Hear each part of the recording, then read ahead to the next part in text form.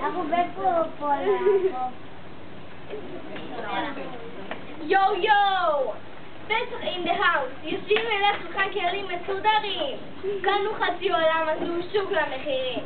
שטפת לכולם את האגדות מהאווירה, חברה החדשה של הבן דוד הקשורה. בראש השולחן, בית עץ סבא חמוש באגדה מימי עליבאבא. מצטערת חיים, נגמרו לי הכיפות. נו, לא נורא לי עושים כזה, מה יכול להיות? זה לא כיפה, זה מפיק. לזה קוראים מפיק. ככה זה כיפה וככה זה מפיק. זה לא כהלכתו, זה לא כהלכתו. תיזהר ממשה, אל תעצבן אותו. פותחים את הספרים, נכנסים לגור.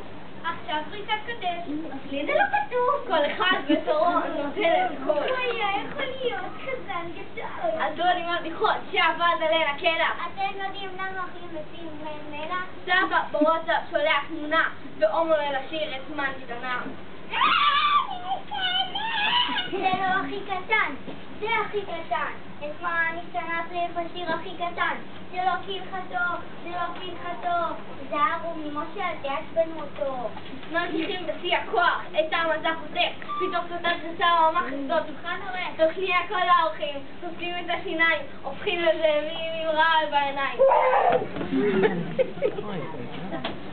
בתך אימה מסגירות טוענת אותך, מוות הרבות, על כדורסק נגלח. אחרי הארוחה כולם מפותמים. תודה חווה, היה מאוד טעים. לאן אתם הולכים? יש עוד עמודים. הנה עוד עמודים. וזה כולם יודעים שיש עוד עמודים. זה לא כהלכתו, זה לא כהלכתו. זהרו ממשה, אל תעצבנו אותו. זה לא כפס לחסה, יש כפיסיות. תדעו לכבר שזה מוכרע מתחת לכריות. זה לא כהלכתו, זה לא כהלכתו. זה כן כהלכתו.